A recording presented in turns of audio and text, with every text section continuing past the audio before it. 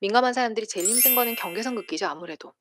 싫은 소리 하는 거. 다른 사람한테 싫은 소리 하는 것만 하면 민감한 사람은 행복하게 살걸요? 그것만 연습하고 그것만 계속 노력하셔도. 아무하거나 관계를 맺지 않는 것부터. 맺어서 해로운 관계가 있는데 민감한 사람들이 제가 이렇게 표현하면 좀 너무 심한가? 모두를 반기는 너무 귀여운 강아지 같아요.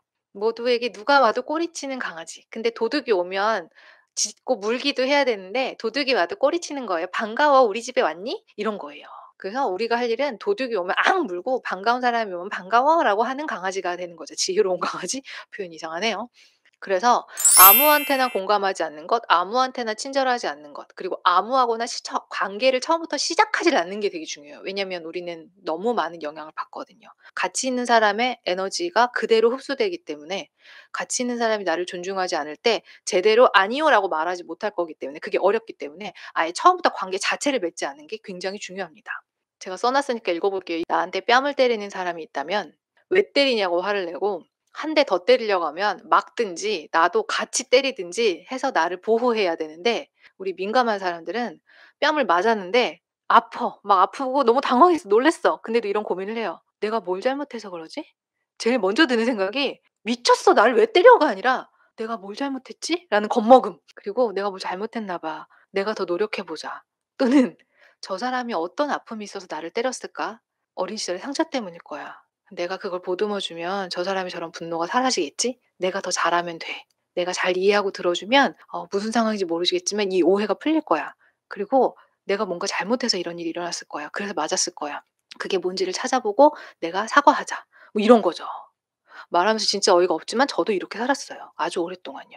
그래서 또 맞아요. 2대 맞고 3대 맞고 그러면서 막 혼란스러워하면서도 아픈 와중에도 '아니야. 그래도 내가 뭘 잘못했으니까 맞았겠지.'라고 자기 의심을 하는 거죠. 어이없게 뺨을 맞았는데. 누가 나한테 뺨 때리면 나도 같이 척 때려 줘야 돼요. 아프다고. 하지 말라고 이렇게요. 적어도 그 팔이라도 막아야죠, 때리지 못할 거면. "그만하라고." 라고 말해야죠. 이게 맹점이죠. 모든 사람에게 인격적으로 존중하고 친절하고 예의 바르게 도와주려고 하는 거. 이게 맹점이죠. 장점인 동시에 맹점이에요. 그래서 사랑은 능력이 없는 사람, 나에게 함부로 대하는 사람, 공감 능력이 없는 사람, 이 세상에 존재한다는 걸 우리는 알아야 돼요 일단은. 나와 다른 존재의 인간이 있다는 걸 알고 그들이 사랑을 준다고 달라지지 않는다는 걸 알아야 돼요. 저는 그걸 어떻게 배웠냐면 너무너무 아프게 이혼을 통해 배웠죠. 저의 전 남편이 그런 사람이었죠. 그리고 사랑을 준다고 달라지진 않았고 그 사람을 통해 알았어요. 쿨러브를 배웠어요 간단하게. 일단 에너지 뱀파이어를 구분합시다. 에너지 뱀파이어. 그냥 정말 아예 만나면 안 되는 사람이 아시죠? 나르시시스트들은요. 아예 만나면 안 되는 사람이에요. 만나면 무조건 도망가야 되지 뭔가 대화를 해 본다거나 설득하려고 한다거나 이해하려고 하거나 이해받으려고 하면 안 돼요. 그냥 도망가야 돼요. 아시죠? 나르시시스트에 대해서는 우리 민감하신 분들은 반드시 공부하셔야 되거든요. 어 설암 팁이 있어요. 설암 힐링 크리에이터 팁인가요? 제가 정확히 모르겠는데 아무튼 이름은 설암이 들어가요. 그분이 나르시시스트에 대한 영상을 굉장히 많이 올렸어요. 대처법, 그들에 대한 설명, 해설 이런 거 좀 이해하실 수 있는 영상들이 아주 좋거든요. 완전 추천드려요. 나르시시스트는 우리 다 모두 공부해야 됩니다. 이거는 일반인들 다 공부해야 돼요. 나르시시스트는. 대처법, 그들의 특징 뭐 이런 거. 일단 그들은 만나면 안 돼요. 알아봐야 되고 알아보면 도망가야 돼요. 저는 감사하게도 30 대에 굉장히 크게 아프면서 나르시시스트한테 크게 당했어요. 크게 당하고 드디어 이제 민감한 사람으로서 깨어나기 시작했어요. 제 정체성을 알고 나르시시스트에 대해서 그런 존재에 대해서 이해를 하게 됐어요. 그래서 아주 많이 도움이 됐어요. 살면서 나르시시스트를 알아볼 수 있게 됐거든요. 30대 중반 이후에는 '저 사람이 나르시시스트구나. 절대 가까이 하면 안 되는 사람이구나.'라는 걸 알아보기 시작했어요. 그래서 저는 상처를 많이 그다음부터는 데미지를 안 입을 수 있었죠. 도망갔으니까요. 그냥 대꾸도 안 하고 설명을 하지도 않고 무조건 도망갔어요, 저한테 시비를 걸면. 근데 저 외에 다른 분들은 많이 다쳤어요, 그분에 의해서. 제가 막 가까이 하지 말라고 말했지만 이해 못 하다가 나중에 많이 다쳤어요. 그러니까 도망가셔야 되고 도망가려는 사람이 무슨 특징이 있는지는 공부하셔야 돼요. 왜냐면 정말 달라요. 아마 우리의 반대에 있는 사람일 거예요, 나르시시스트들은. 뱀파이어 말고도 에너지 뱀파이어 종류 7 가지가 요 책에 나와요. 요 책에 에너지 뱀파이어에 대해서는 제일 잘 나온 책이고 "나는 초민감자입니다."라는 주디스 올로프의 책이고요. 에너지 뱀파이어 7 가지 유형인가?에 대해서 나오고 그것에 대해서 어떻게 대처할지 굉장히 자세하게 뭐 예를 들어 수다형인 거예요. 수다를 계속 떨어. 그래서 "잠깐만"이라는 말을 할 틈 안 주는 사람 있죠. 저도 가끔 그래요. 저 막 흥분해서 얘기하면은 상대가 "잠깐만 나 화장실 가고 싶어. 나 지금 통화할 상황이 아니야."라는 말을 끊고 들어올 틈이 없어. 그런 수다형 사람들을 대할 때 어떻게 대해야 되는지 뭐 이런 것까지 구체적으로 나와요.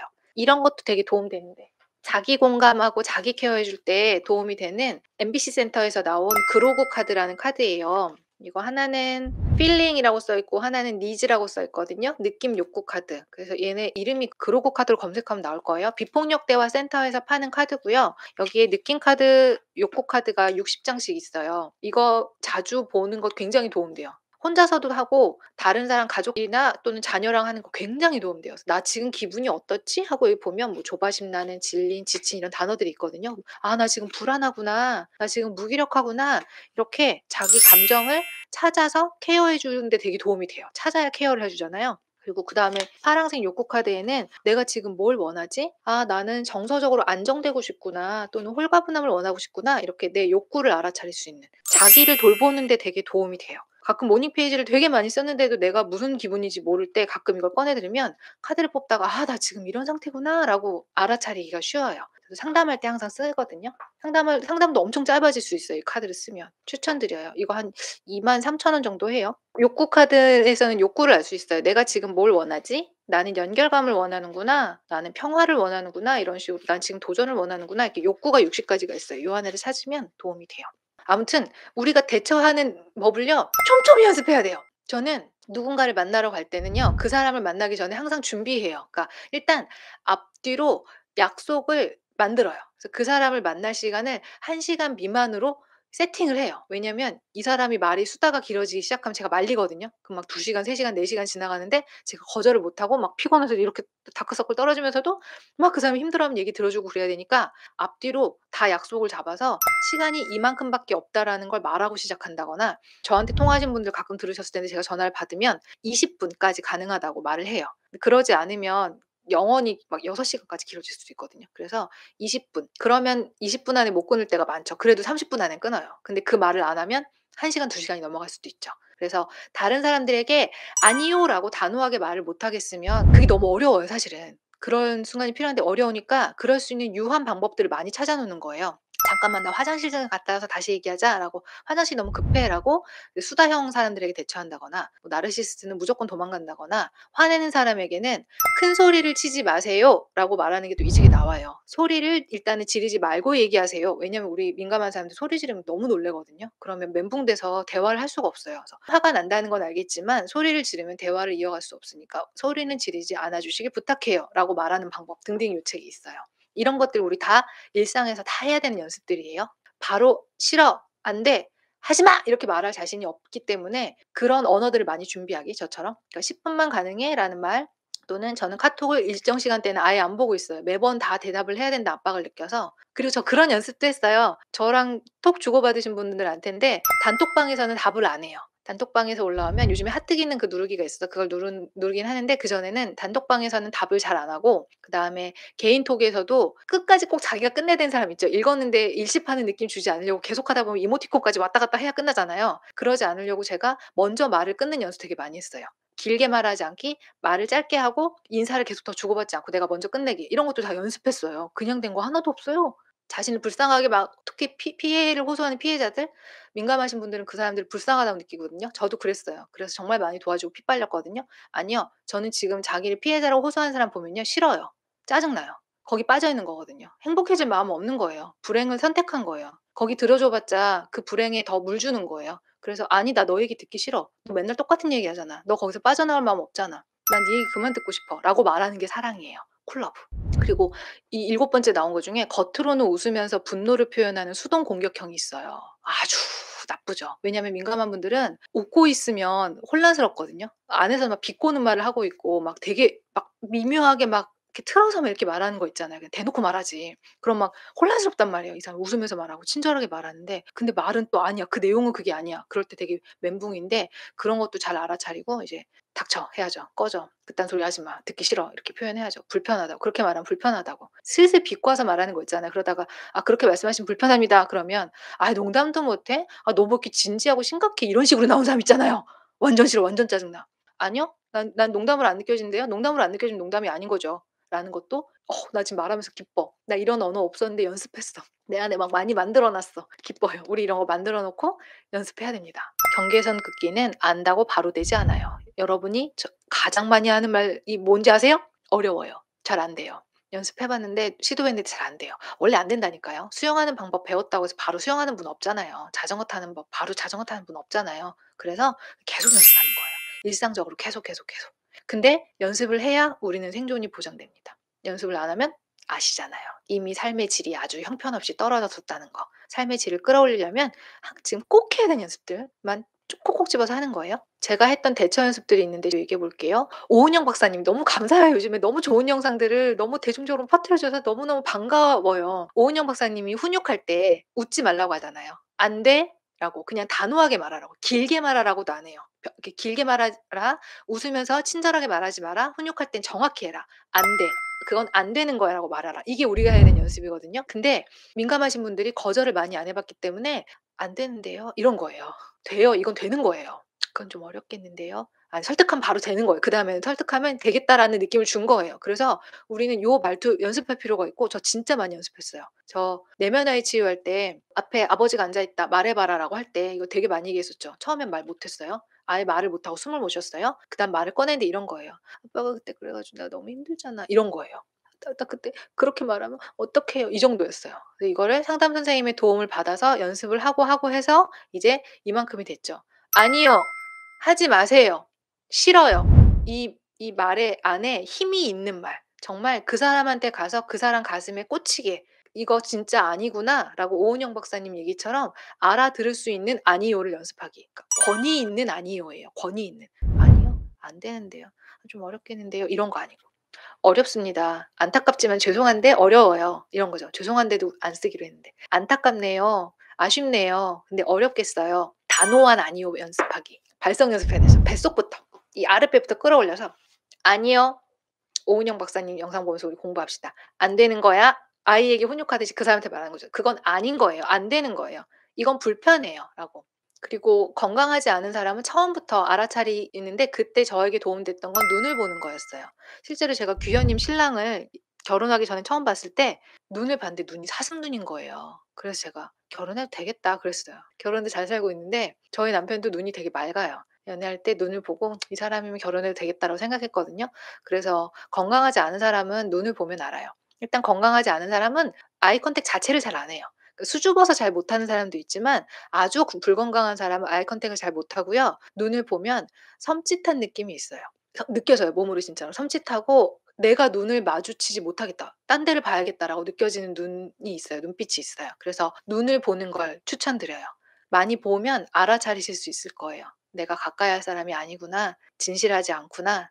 숨기는 게 많은 사람이구나. 사기치게 생겼구나.' 이런 게 그 사람 눈 안에 눈이 정말 영혼이라고 하잖아요. 사람의 영혼. 그래서 눈을 보는 걸 추천드립니다. 그리고 건강한 사람을 왜 처음부터 만나지 말아야 되냐면요. 민감한 사람들은 부정적인 비판이나 이런 걸 견디기가 어려워요. 데미지를 크게 입고 또 비판을 처음 좀 진지하게 곱씹거든요. 누가 좀 무시해도 되는 말인데도 '정말 내가 그런가?' 자기의심. '진짜 내가 고쳤어야 되는 게 아닌가? 내가 큰 피해를 준 게 아닌가?'라고 너무 비판을 진지하게 곱씹어요. 그래서 처음부터 그런 말을 좀 덜 듣는 게 좋아요. 안 듣는 게 좋아요. 듣고 나서는 자기의심이 너무 많이 올라오고 오래가니까. 그래서 눈을 보고 같이 좀 관계를 맺을 사람이 아니다. 거리를 둘 사람이 나를 좀 미리미리 파악하기. 아무에게나 마음 열지 않기. 그리고 아까 다 얘기했었는데 제가 지금도 매일 하는 연습. 드라마에서 기싸움하는 장면을 보면서 훈련해요. 따라해 보고 그 사람 여주인공이 뭐라고 말하면 그 대사 따라해요 보면서. 뭐라고? 막 이러면서 막 그 워딩을 막 따라해요. 그 단어들과 워딩 그 엿먹이는 말들을 막 따라하고 그리고 '저 똑같은 질문을 내가 받으면 어떻게 대꾸하지?' 하고 또 막 연습해요. 상상하고. 잘 모르겠으면 남편한테 물어봐요. "여보 저런 상황에서 여보 뭐라고 대꾸할 거야?" 그럼 저희 남편이 진짜 화를 잘 내거든요. 잘 내요. 진짜 건강하고 단호하게 잘 내요. 그럼 이제 그 말을 배워요 막. 남편이 이렇게 말할 거라고. "그렇구나, 그렇구나." 하고 그 언어들을 계속 배워요, 화내는 언어들을. 길을 가다가 인도에서 음주운전하신 분이 후진을 하다가 저를 못 본 거예요. 차도도 아니고 인도에서. 그래서 후진 차량에 제가 몸이 받치기 직전이었나 결국 부딪혔나 그랬어요. 근데 그때 제가 진심으로 화를 냈어요. "지금 뭐 하시는 거예요?" 라고 정말 뱃속에서부터 소리를 질렀어요. 그래서 집에 올 때 막 이렇게 왔어요. "내가 오늘 화를 냈어. 화를 냈어." 이러면서. 이게 제가 되게 이 훈련을 하다가 성공했다고 느꼈던 어떤 혁혁한 성과 중에 하나예요. 세 번째, 번아웃 막기예요, 번아웃. 여러분 다 고생 많이 하셨죠? 번아웃. 과감각. 과감각이 너무 불편해서 그 긴장을 털어버리려고 하는 중독. 까지 포함해서 이제 다 얘기해 볼게요. 번아웃을 막기 위한 모든 것들. 과감각이 되기가 쉽고 한 번 들어온 자극이 쉽게 털어지지도 않고. 그런데 이걸 모르고 있을 때 내가 되게 과감각이 잘 되는 사람이라는 걸 모르고 근데 너무 불편하기 때문에 생각이 막 진짜 가끔 날뛸 때 있지 않아요? 저 정말 머리가 터질 것 같을 때 있거든요. 막 과감각 상태면 막 이렇게 머릿속에서 10 명이 얘기하는 것 같아요. 누구는 막 소리 지르면서 노래를 부르고 있고 누군가는 막 종종되며 걱정을 하고 '나 미쳤나?' 싶을 만큼 정신분열 상태 정도로 막 생각이 막 날뛸 때가 있어요. 잠도 안 오고 힘들잖아요. 이럴 때 그런 생각이나 과감각된 상태를 좀 차단하려고 자기도 모르게 그 상태를 무감각하게 만들려고 이런 시도를 해요. 술, 진통제. 실제로 타이레놀을 먹으면 과감각 상태가 무뎌져요. 그 통증을 느끼는 부위가 뇌가 무뎌지기 때문에 진통이 되기 때문에 실제로 진통제가 무뎌져요. 그리고 음식, 뭐 단 음식을 먹어서 감각을 내리려는 거 또는 스트레스를 풀려고 하는 거, 쇼핑, 도박 등등의 중독에 빠지기가 아주 쉬워요.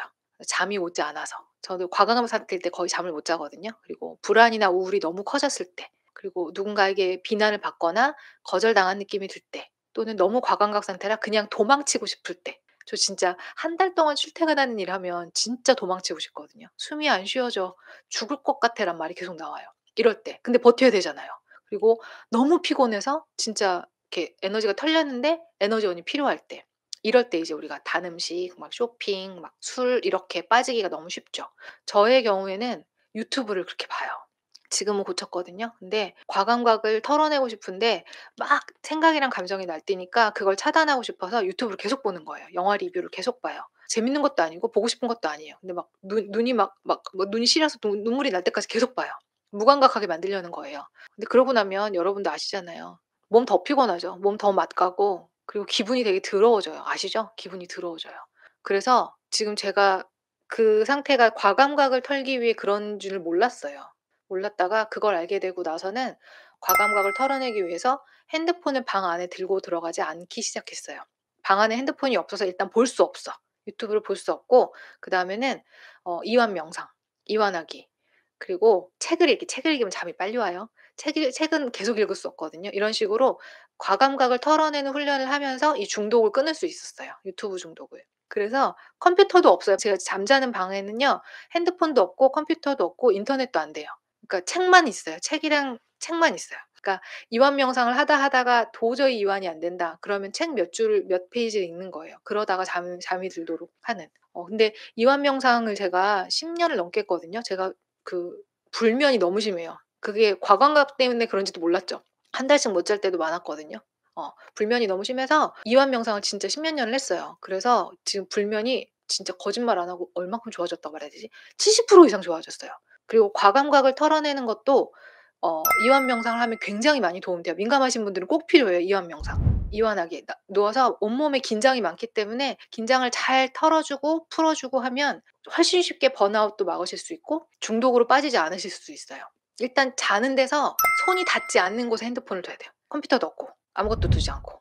아니면 되게 멀리 자야 돼. 만약 같은 방이라면. 과감각 상태가 되기 전에 막아야 되거든요. 되고 나서 막으면 좀 힘들어요. 되기 전에 먼저 보살피는 것도 꼭 필요한 훈련이에요. 그래서 과감각 상태가 되기 전에 보호하는 방법들 많이 주무세요. 수면의 질이 아마 별로 안 좋으실 거예요. 그래서 많이 주무셔야 돼요. 잠을 안 자도 그냥 누워 있어야 돼요. 저도 잠에서 깼을 때 1 시간 정도 피곤하면 그냥 누워 있어요. 숙면을 못 취하면. 아무것도 안 해요. 그냥 누워 있는 거예요. 누워서 쉬는 거예요. 그리고 중간에도 많이 쉬셔야 돼요. 저는 회사에서 일할 때 같이 일할 때 직원 식당에서 밥을 안 먹고 밖에 나가서 혼자 먹었어요. 그 시간이라도 너무 혼자 있고 싶어서. 그러니까 중간에 쉴 때 혼자 쉬셔야 되거든요. 같이 쉬지 말고 혼자 쉬셔야 돼서 저는 자주 얘기했는데 뒷산에 가 있었어요. 대기실에 있지 않고 뒷산에서 있다가 10분 전에 딱 나타나서 제 업무에 차질만 없게 혼자 있었어요. 뒷산에 혼자 앉아 있기, 밥 혼자 먹기, 작은 식당 가서 혼자 먹기, 혼자 돌아다니기. 이렇게 혼자 있는 시간을 갖지 않으면 제가 미쳐버릴 것 같더라고요. 정신력으로 버틸 수 있는 수준을 넘어가 버리기 때문에 그렇게 일하고 나면 또 우울증 오거든요. 그래서 백화점 매장 이런 데서는 일할 수도 없는 거고요. 그래서 혼자 많이 쉬기 중간에. 특히 자연에서 산책하기 너무 필요해요. 그러니까 사람들이랑 같이 쉬는 거는 쉬는 게 아니에요. 한 명만 있어도 쉬는 게 아니에요. 그래서 혼자 쉬는 시간. 그리고 혼자 많이 누워 있는 시간. 사람들과 너무 오래 어울리지 않도록 저처럼 "20 분밖에 통화 못 해. 오늘 만나면 2 시간 있다가 헤어지자." 이렇게 말하는 거. 저는 2 시간이에요. 사람을 만나면 맥시멈이 2 시간이고 3 시간을 넘기진 않거든요. 가끔 이렇게 막 신나 가지고 4-5 시간 놀고 나면 다음날 탈진해요. 그래서 2 시간 이상 사람들과 함께 있지 않기, 이런 과감각이 되지 않을 수 있는 보호 장치들을 많이 마련해야겠죠. 그리고 요런 거 되게 도움돼요. 여러 가지 말씀드릴게요. 샤워. 샤워가 몸만 씻는 게 아니에요. 에너지도 씻는 거예요. 과감각 상태 에너지와 남들에게 막 묻어온 정신없는 에너지를 샤워할 때 같이 씻어낼 수 있어요. 그래서 왜 우리 술 먹고 외박하면 되게 몸이 더러워진 기분 들지 않아요? 너무 많은 에너지가 뒤섞여서 그렇거든요. 다 느끼시죠? MT 갔다 오면 왠지 그날 입은 옷 다 빨아야 될 것 같잖아요, 더러워진 기분. 그래서 과감각 상태다 그럼 샤워를 자주 해 주시는 게 굉장히 도움돼요. 샤워, 그리고 그라운딩, 어싱. 어싱은 맨발로 땅을 밟는 거예요.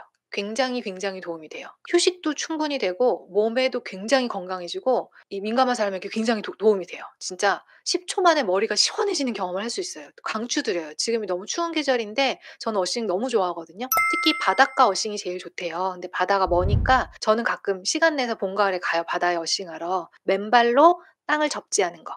이게 굉장히 진정시켜 주고 치유해 주고 정화해 줘요. 그 불편한 과감각들을. 어싱 완전 강추드려요. 한번 해 보시면 계속하게 되실 거예요. 저도 한번 했다가 계속하고 있어요. 봄, 가을에 맨발로 한번 산 걸어 보세요. 어싱, 샤워, 그리고 자연에서 휴식하기, 혼자 쉬기, 그다음에 좋은 향을 태우거나, 향나무, 그 향이 나는 나무들로 만든 거잖아요. 그 인공향 말고요. 향이 나는 나무들로 만든 향을 태우거나, 그다음에 초를 켜 주는 것도 집에 잡내가 없어지면서 좋아요. 그러니까 공간 에너지가 좋아지기 때문에 좋아요. 초를 자주 켜는 거. 그리고 아로마 테라피 굉장히 도움되죠. 진정시켜 주는 오일들이 있어요. 라벤더 같은 거. 그리고 너무 다운됐을 때 기분을 올려주는 레몬 오일 같은 거 있어요. 저도 상담할 때 라벤더 오일 자주 쓰거든요. 그리고 로즈 오일은 항상 에너지를 끌어올려 줘요. 향기를 맡는 게 후각이 되게 빨리 사람을 리프레시해 주거든요. 기분을 바꿔 주거든요. 그래서 아로마 테라피 오일들 갖고 다니시면서 쓰면 되게 도움이 많이 돼요, 나를 좀 케어해 주는데. 그리고 플로어 미스트 있어요. 플로럴 워터. 걔는 아로마 오일이고요. 워터는 이렇게 뿌리는 거, 스프레이로. 그래서 저는 로즈 스프레이와 로즈마리 스프레이가 있어요. 제주 허브 올레에서 산 로즈마리 스프레이를 방에도 뿌리고 얼굴에 스킨으로도 쓰고, 좀 공간이 에너지가 안 좋다, 여행 갔다, 모텔이다, 그럼 그런 데 이렇게 워터 스프레이 뿌리고 초 켜 놓고 항상 그렇게 공간을 바꿔요. 그리고 또 샀어요. 자랑해야지. 요거 샀어요. 예쁘죠? 이게 코시 차임이라고 차임인데, 싱잉볼, 이 차임 이런 게 사운드가 내 몸을 통과하면서 몸을 진정시켜 주거든요. 뭐 향기 테라피는 후각으로 이완시켜 주는 거, 어싱은 촉각으로 이완시켜 주는 거, 얘는 이제 청각으로 이완시켜 주는 거. 집에 사 놓고 왔다 갔다 할 때마다 한 번씩 건드려요. 기분이 너무 좋아요. 가끔 옥상에서 이거 들고 이렇게 혼자 이러고 있어요. 나중에 공연할 때 꼭 쓸 거예요. 예쁘죠? 코시 차임벨이라고 여기 코시라고 써 있어요. 이거는 흙이라서 녹색이 있고요. 저기 좀 멀리 있는데 저기 빨강색은 불이고, 이게 물, 바람, 흙, 불, 이렇게 4 가지 종류의 소리가 있어요. 네. 이런 것도 집에 놓고 이렇게 소리 들으면 많이 이완되고 편안해져요. 추천드려요. 이런 요소들을 집에 많이 놓고 내 과감각 상태를 편안하게 이완할 수 있게. 유튜브에 싱잉볼 명상음악도 많잖아요. 직접 듣는 게 제일 좋은데 진동이 몸에 진짜 오는 걸 느끼는 게 제일 좋지만, 코로나니까 그런 거라도 틀어 놓으시면 이완할 때 되게 많이 도움돼요, 사운드가. 이런 것들이 도움이 되고요. 그리고 이거 사면서 여기서 같이 팔길래 이것도 샀어요. 오라소마라고, 아는 분 있으시죠? 오라소마고, 얘는 퀸트에센스 세라피스 베이라는데요. 오라소마에서 요렇게 생긴 애들을 팔아요. 혹시 아는 분 있을까 봐 자세히는 안 말할게요. 요게 천연으로 만들어져서 그 인공향 맡으면 머리 아프잖아요. 근데 얘는 천연향이라 머리가 안 아파요. 향기 되게 좋거든요. 그래서 요걸로 내 몸을 이렇게 정하거나, 아니면 그냥 이 향기 맡아서 이렇게 향수 대신 쓰셔도 돼요. 냄새 너무 좋아요, 이거. 향수 대신. 저희 공간에 오신 분들은 제가 한 번씩 해 드렸거든요, 모임 때. 요것도 기분 좋아져요. 이런 걸로 이제 내 과감각을 케어해 주고 이완시켜 줄 수 있는, 이완 명상과 함께 더불어 요런 도구들도 함께 써 주시면. 저는 공부할 때는 또 여기 제가 만들어 놓은 오일인데요. 얘는 집중력을 도와주는 오일이에요. 공부할 때 써서 바로 여기 있는데 막 여기다 바르고 이렇게 해서 좋은 향기 맡으면서 저를 많이 이완시켜 주려고 미리미리 케어해 주기. 그리고 이것도 중요해요. 시간 관리 널널하게. 우리 남들이랑 똑같이 일하면 다 과감각 상태에서 힘들거든요. 뻗어버리거든요. 그래서 저도 저 예전에 하루에 수업 막 이 수업 말고 사회탐구 강사할 때 하루에 수업 5 개, 6 개씩 했거든요. 제가 왜 죽고 싶은지 몰랐어요. 지금은 하루에 상담은 2명 못 해요. 1 명. 수업도 하나 밖에 안 해요. 시간 관리는 최대한 널널하게. 그러니까 수업이 저한테는 제일 에너지를 많이 쓰는 거라 2개 못 해요. 되게 띄엄띄엄하지 않으면 바로 아주 살고 싶지 않아져요. 그리고 에너지 보호막은 다 알고 계시죠? 실제로 도움이 많이 돼요, 에너지 보호막. 그리고 제 경험에서 되게 힘들었던 게 제 에너지가 떨어지면 그때 사단이 나요. 에너지 보호막을 막 기억하고 있지 않더라도 제가 에너지가 좋으면 견딜 수 있고 정신적으로 신체적으로 에너지가 괜찮으면 웬만한 일은 괜찮은데 제가 쪼끔 에너지가 50% 미만으로 떨어졌다. 피곤하다. 또는 내가 정신적 데미지를 입은 상태다. 이럴 때 무슨 일이 생기냐면 상대 에너지를 제가 다 가져와 버릴 때가 있어요. 상대방이 우울하면 우울한 에너지를 다 가져오고 분노하고 있으면 분노한 에너지를 내 걸로 가져와 버리는 경우가 있어서 내 에너지가 떨어질 때는 혼자 있기. 일단 에너지를 올리기. 그럴 때 누군가를 도와주면 안 돼요. 그때가 위험해요. 그 사람 감정과 내 감정이 구분이 안 돼요. 2 개가 섞여 버려서 내 건지 남의 건지 모르게 돼요. 내 에너지를 떨어지면 고립 그리고 나를 보호하기 이런 걸로, 이런 걸로, 이런 걸로, 이런 걸로 나를 보호하고 충분히 휴식하기, 많이 쉬기, 혼자서 많이 쉬기. 마지막에 이것만 중요한 얘기라고 후딱 하고 끝낼게요. 맞는 환경에서 일하셔야 됩니다. 제가 많이 우울하고 많이 힘들었던 이유가 안 맞는 환경에서 일해서 그랬던 거예요. 근데 그런지도 몰랐죠. 지금 생각하면 끔찍해요. 제가 어떻게 그런 환경에서 일했는지. 얘기했잖아요. 저 공연하는 현장에서 하루에 10시간, 12시간씩 일하고 밤새고 매일 같이 있고 뭐 수십 명이 같이 일하고 지방 공연 가서 며칠 동안 같이 돌아다니고 자기 혼자 시간 없고 막 이런 거. 너무 긴 작업 시간 안 되죠. 너무 많은 사람과 함께 일하는 거 어렵죠. 과도한 스트레스가 있는 직장 힘들죠. 그런 곳을 구하고 거기서 버티려고 하는 건 안 된다. 일단 민감하신 분들은 맞는 직장을 구하셔야 돼요. 제가 아무리 일을 잘해도 저는 마트나 백화점 매장 같은 데서 일을 못 할 거예요. 아주 많은 사람이 오가고 밝은 조명에 많은 화장품 냄새에 많은 사람을 대해야 되는 거 하면 저는 한 달 안에 죽어버릴 거예요. 그리고 마케팅 이런 것도 어렵죠. 뭐 텔레마케터 또는 돈 안 낸 카드사 돈 안 낸 사람들한테 전화해서 "돈 내야 된다." 이런 거 말하는 일. 이런 거 민감한 분들이 할 일은 아니죠. 너무 어렵겠죠. 일단 맞는 환경에서 일하기. 뭐 강압적이고 위압적인 상황, 기싸움을 매일 해야 되는데 이런 데선 못 살죠. 탈탈 털리죠. 아마 여러분도 그러시죠. 탈진돼서 일 못 하실 거예요. 나를 존중해 주지 않고 막 비꼬고 내리까고 수평적이지 않고 너무 과도하게 막 압박을 주는 이런 곳, 사람 취급 안 하는 곳 이런 데서는 여러분들 견디기 힘드시겠죠. 그런데 한편으로는 맞는 환경에서 일하는 곳을 찾는 것도 너무 중요한데 또 반대로요. 이게 다른 말이에요. 용기 내서 적응하는 것도 필요해요. 무슨 얘기인지 아시겠죠? 그러니까 맞는 환경에서 일하는 것을 타협하면 안 돼요. 맞는 환경에서 일하셔야 돼요. 그래야 우리는 제대로 제 기능을 해요. 우리의 능력치를 발휘할 수 있어요. 너무 스트레스 주는 곳 가면은 일 되게 잘하는 사람도 일 못하게 되는데 민감한 사람은 꽝 돼요. 바보 돼요. 좋은 환경에서 일하는 거는 목숨 걸고 자수하셔야 돼요. 근데 너무 용기를 안 내고 집에만 있는 경우를 말하는 거예요. 용기 내서 적응해야 된다는 얘기는. 긴장이 심하거든요. 저 공연할 때 쓰러질 것 같아요. 너무 긴장돼서 숨을 못 쉬고 그냥 무대 위에서 거품 물고 쓰러질까 봐 항상 무서워요. 근데 이런 일은 용기 내서 적응해야 된다는 거예요. 하다 보면 조금씩 조금씩 적응이 되거든요. 그러니까 "너무 긴장돼. 견딜 수가 없어. 아무것도 못 하겠어. 나 남자랑 데이트 못 하겠어. 너무 떨려서 못 해. 나 발표 수업 뭐 할 수 없어." 이런 거예요. 이런 부분은 용기 내서 조금씩 조금씩 하다 보면 민감하지만 조금씩 쉬워진다는 거. 할 수 있어요. 못하는 일 아니에요. 맞는 환경 어떻게 찾냐면요. 메타 인지해야죠.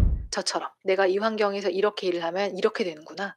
공연 현장에서 2달을 일하면 내가 2달 동안 못 일어나는구나. 나를 인격적으로 대하지 않는 곳에 갔더니 나는 숨도 못 쉬는구나. 밥도 못 넘기고 소화를 못 하는구나.